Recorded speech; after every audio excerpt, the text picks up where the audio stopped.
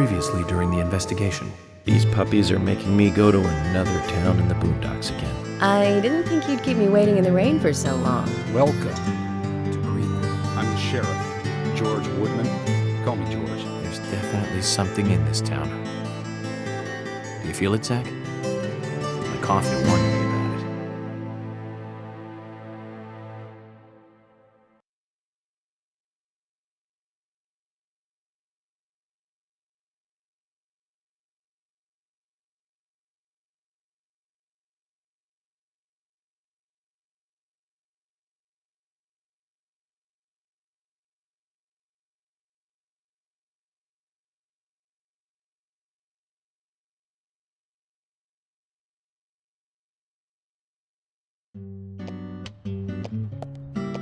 The Greenvale General Hospital is down the road by the lake.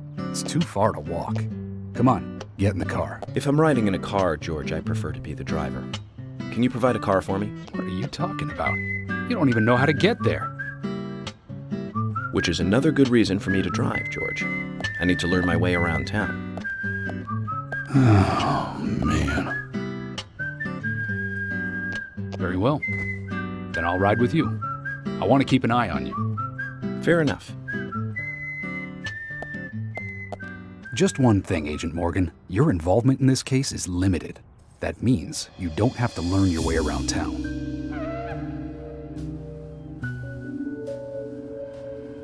George, we'd better get moving. The hospital closes at 2100.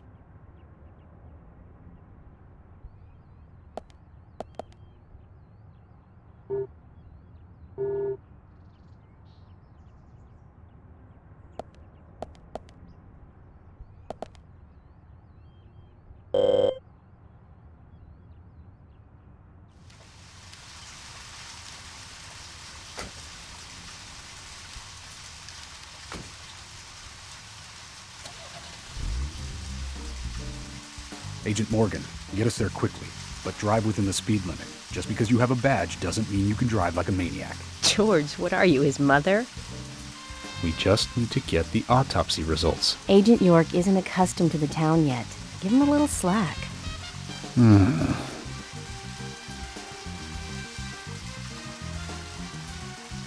Well then, Agent York, let's get going. Sure, sounds good.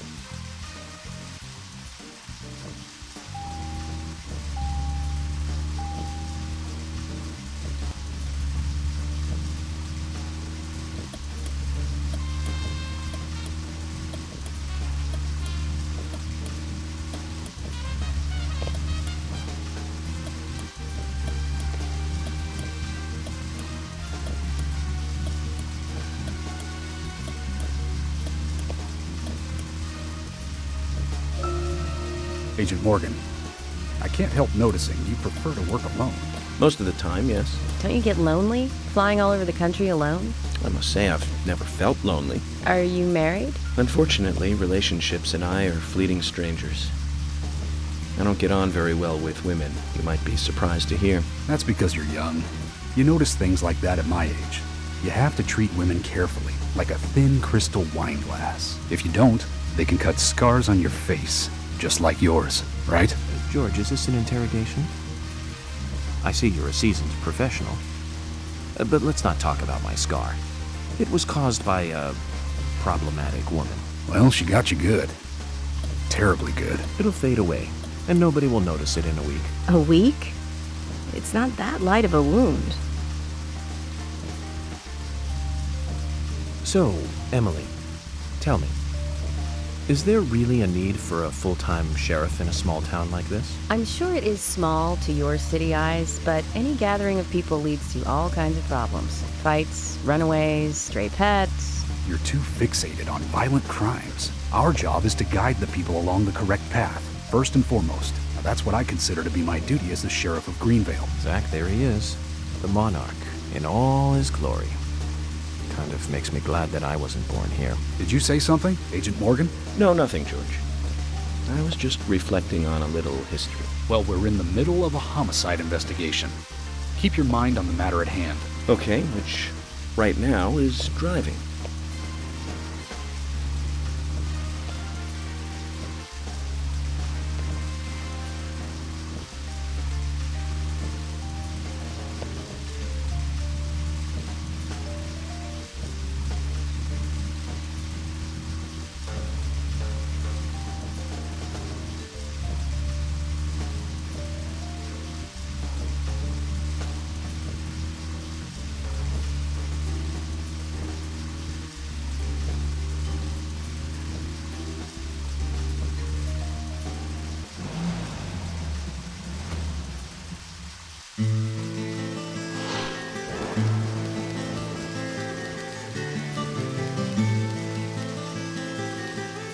That's a pretty big hospital. I guess they wanted to be ready for town-wide food poisoning?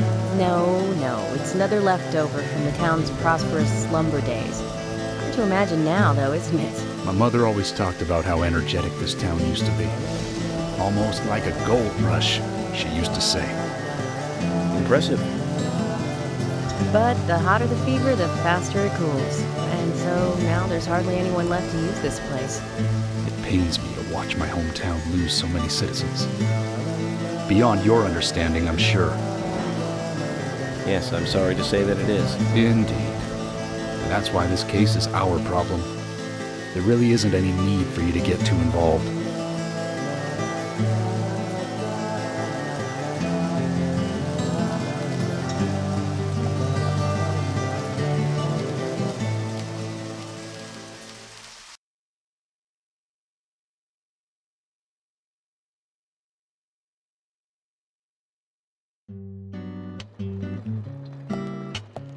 Hello, Sheriff.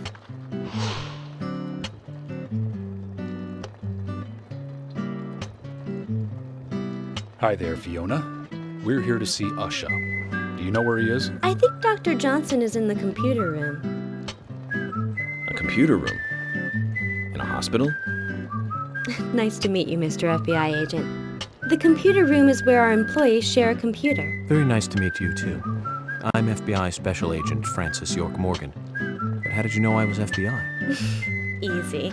None of the police in this town wear cologne. Besides, that scar on your face is the biggest rumor in town. Rumors get exaggerated as they spread, even in the countryside. What's that you're reading, if I may ask?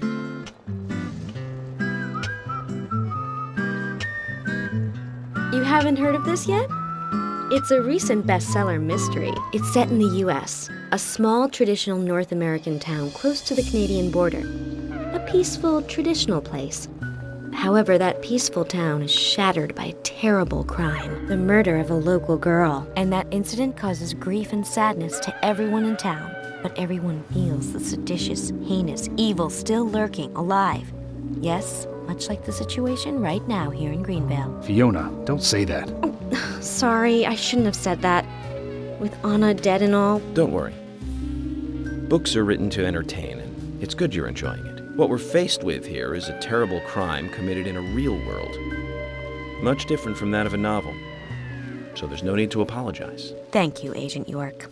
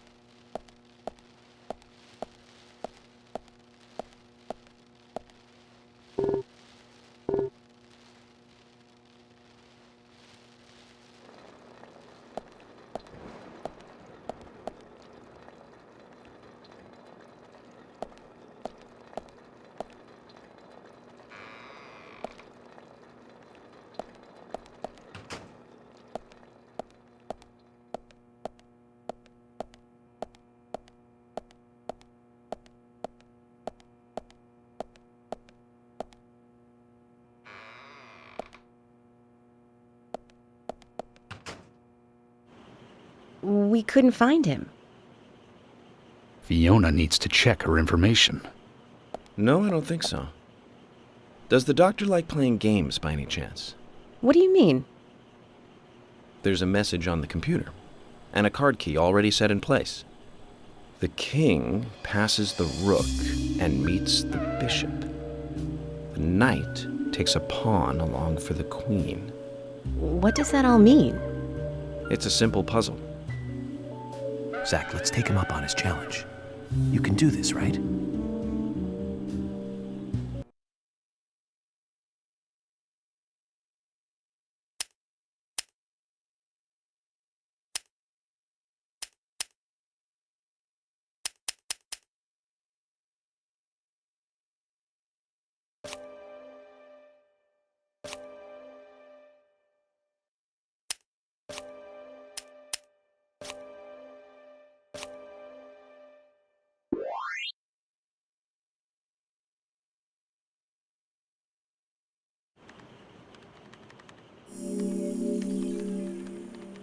The doctor awaits below with the deceased.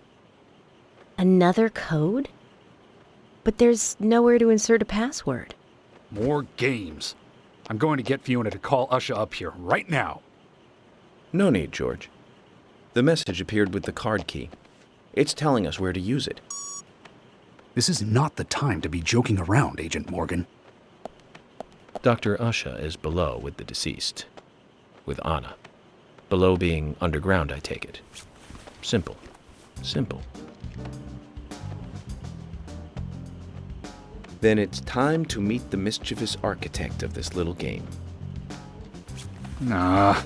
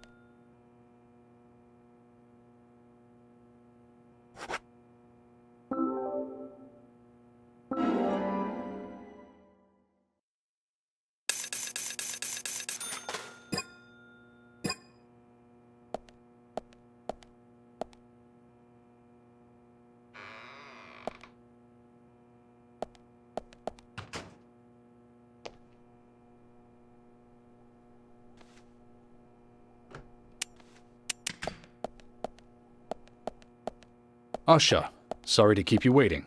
Ah, you made it. Let's get started, shall we?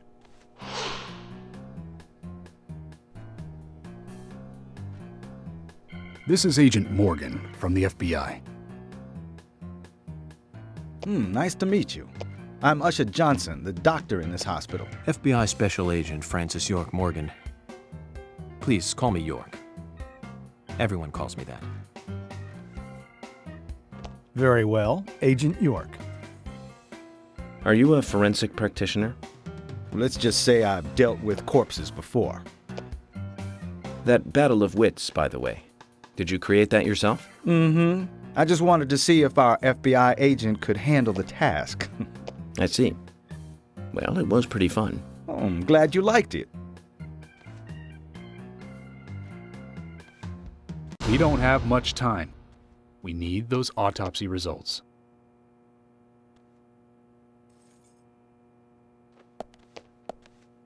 Next time, try challenging us without obstructing an investigation. You've angered the monarch.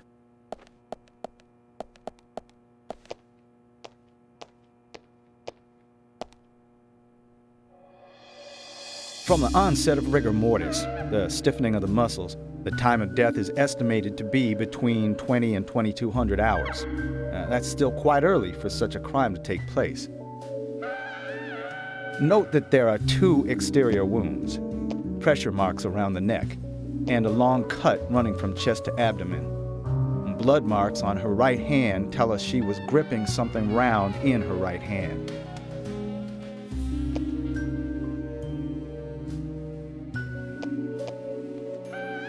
Her skull is also fractured, but that is unrelated to the cause of death. It probably happened to her after she was killed.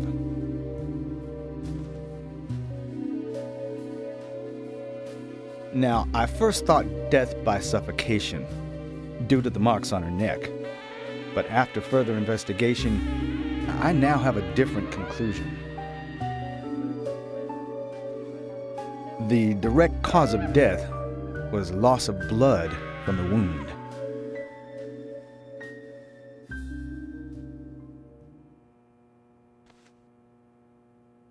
Which means... She was cut up while she was still alive. Yes, a sharp knife was used. It was inserted beneath the sternum and then quickly sliced downwards. The excessive loss of blood from her internal organs is what actually killed her. Her nails are clean, and with no skin cells from the attacker. She also doesn't appear to have been bound nor badly beaten. She was apparently killed without resistance. The most tragic thing, however, was that she was unable to speak her story to anyone who could hear her cries.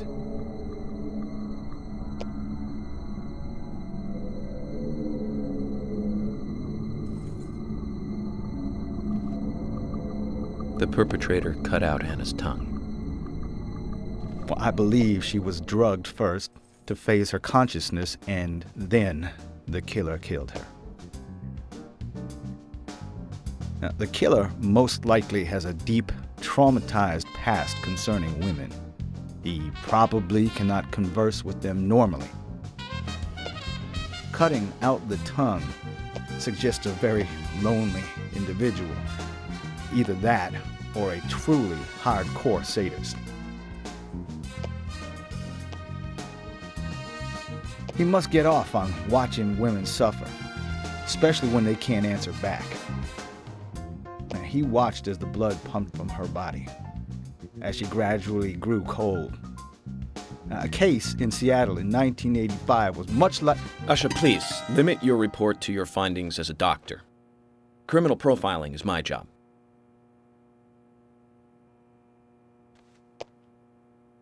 You're wrong, also. Anna died fully, deeply, painfully aware of what was happening to her.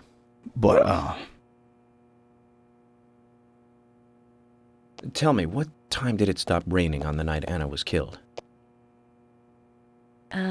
Just before I went to bed, right after the movie on TV ended, so Around 1 a.m. What movie was it?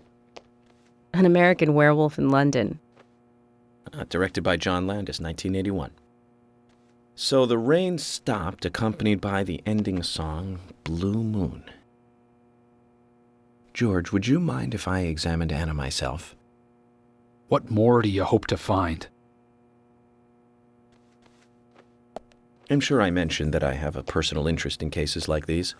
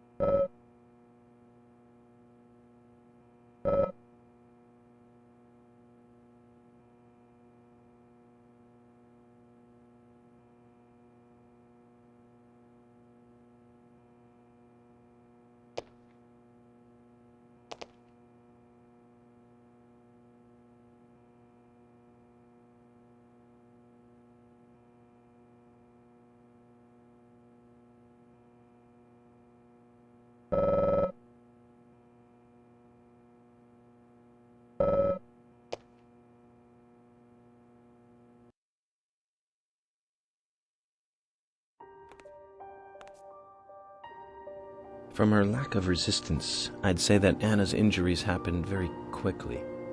Unable to speak, she was then left to cry herself to death. Zach, it's all starting to come together. The perpetrator stayed with her for at least 2 hours until it stopped raining. At the estimated time of her death, it was still raining, but you can still see tear marks on her cheeks. That means she was killed under a roof somewhere. She was then carried into the woods after it stopped raining. There's one other thing. Her tongue was removed with a very blunt knife. In fact, it's more likely it was simply chopped off. Ushah, are you a passionate man? Well, not particularly, but I am man enough should the moment call for it. George, how about you? I'm very passionate, yes. Especially when it comes to women.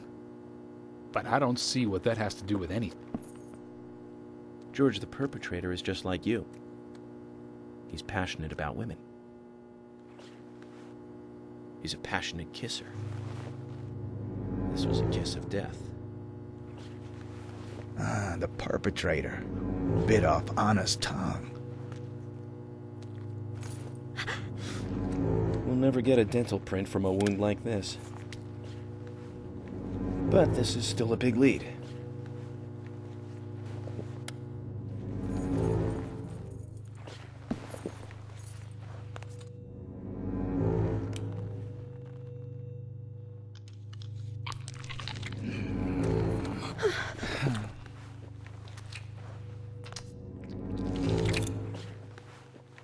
Jackpot, Zach. A shame, but our old-time all-American sightseeing tour just came to an end. This case is now under the jurisdiction of the FBI. I'm assuming command.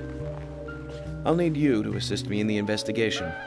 What in the hell do you mean, Agent Morgan? I know I said I was passionate, but you can't think I did this.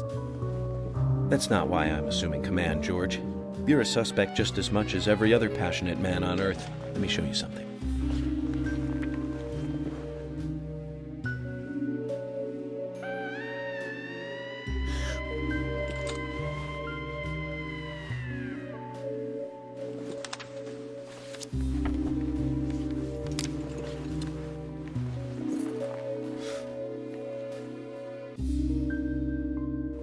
There you go. Amazing, huh? I'm sure you have a lot of questions, but most of the details are top secret.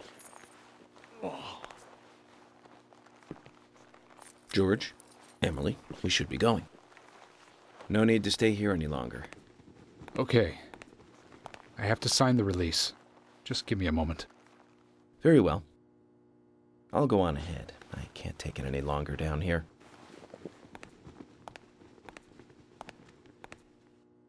Bishop takes queen. His rook takes your queen. Then your knight takes rook. And checkmate.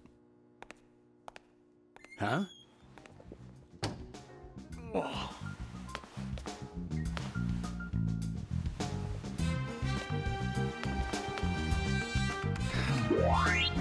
My first victory in the Grandmaster ranking.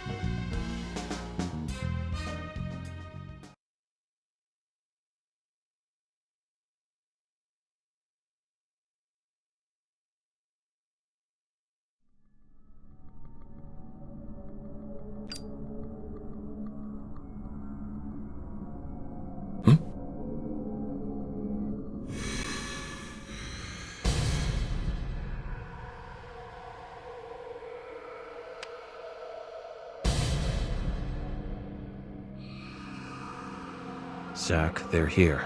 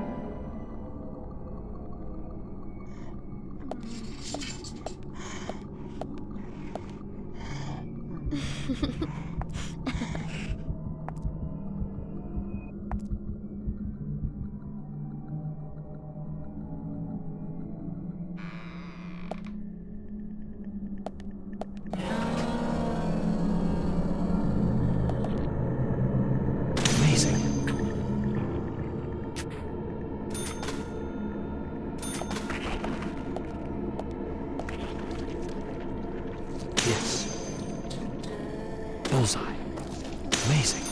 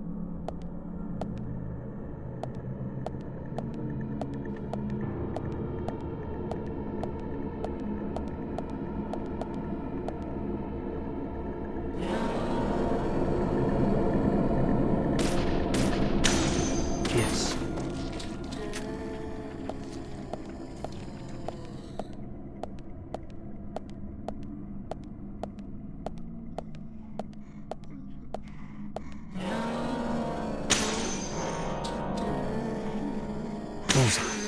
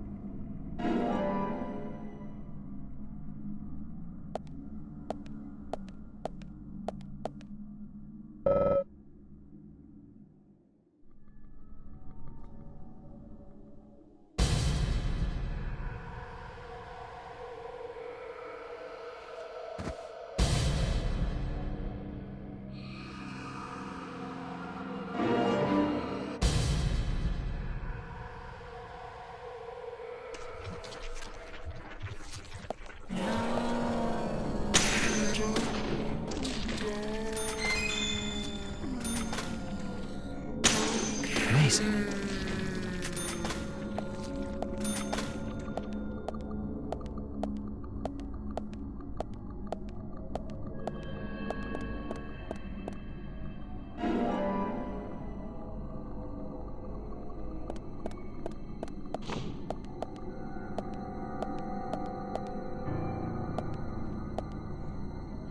Nice shot. Yes.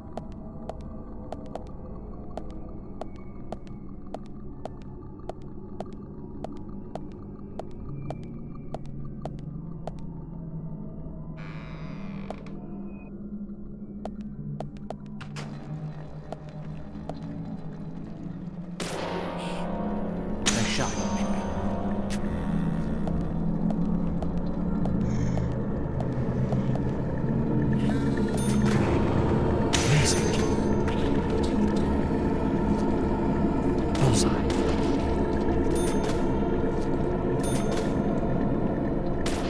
Yes.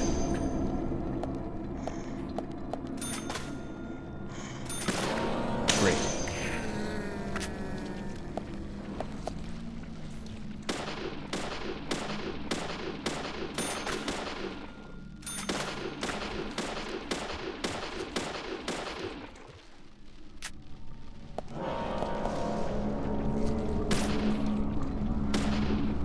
Nice shot. Nice shot.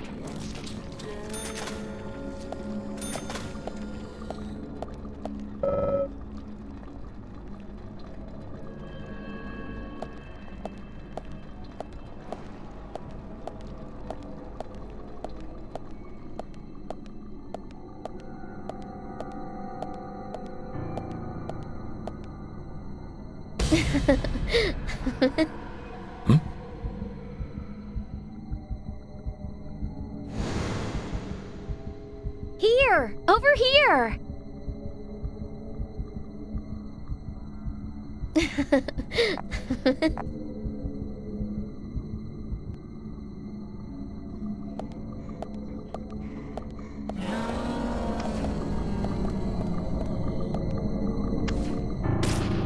Yes.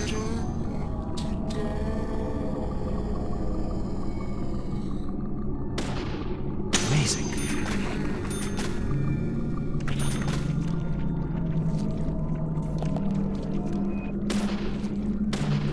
Nice shot.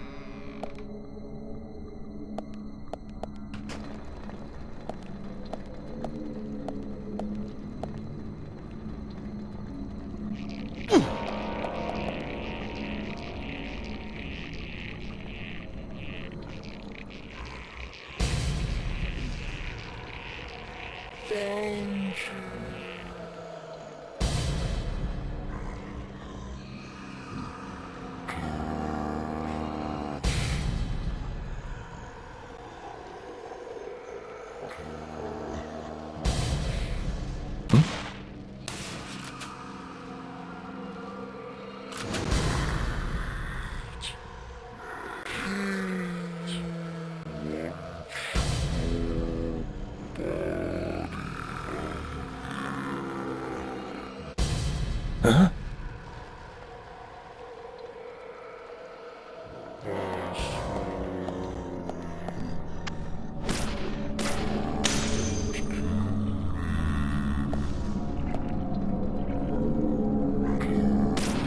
Great. Amazing.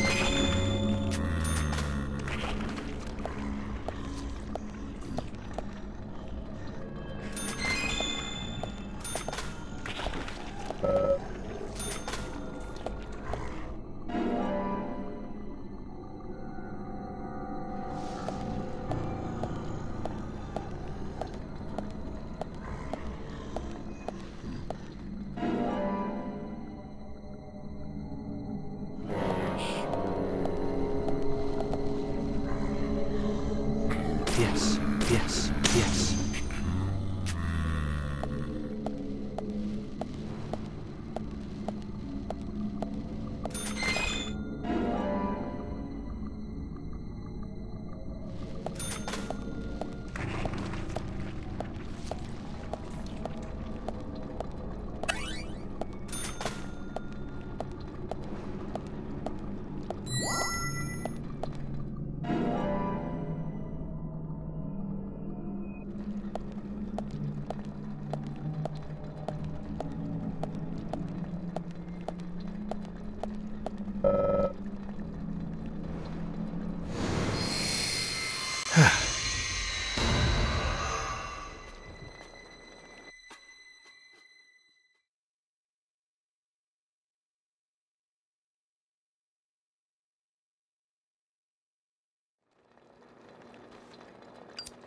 Agent Morgan, if you're so desperate, then why not smoke two at once? It...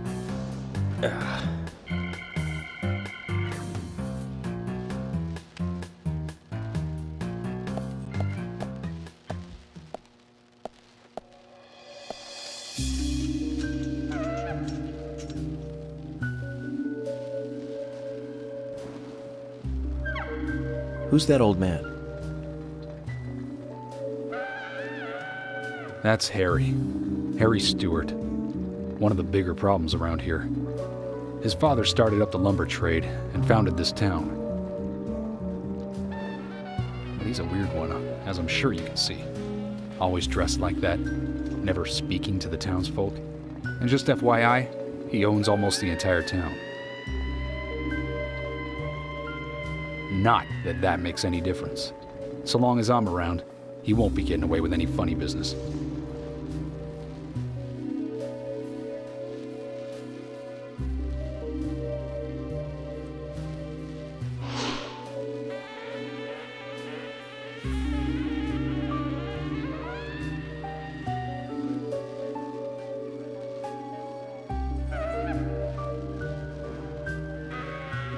Mr. Francis York Morgan, haste won't lead you to what you seek. Keep your eyes focused on your footing as we speak. So says Mr. Stewart.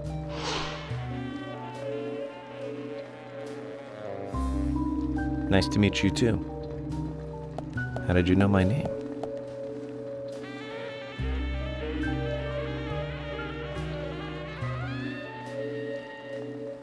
Mr. Francis York Morgan, information desires you, just as you desire information too. So says Mr. Stewart. Harry, stop trying to get in our way. Keep this up, and even you'll have to answer to the law.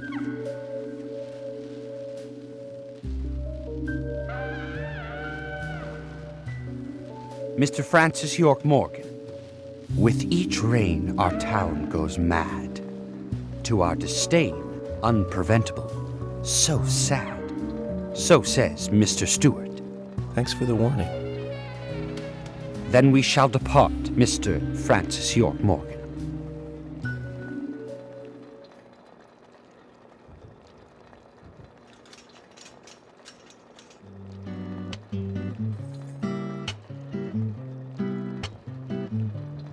That's how he always is. Always spouting that nonsense. Don't give it any thought. It's all gibberish. Emily here. Uh-huh. Oh. Okay, thank you, Thomas. Agent York, we've contacted the first witnesses to the crime scene. You can interview them where they found the dead body. Excellent. I was just about to ask if you could take me there.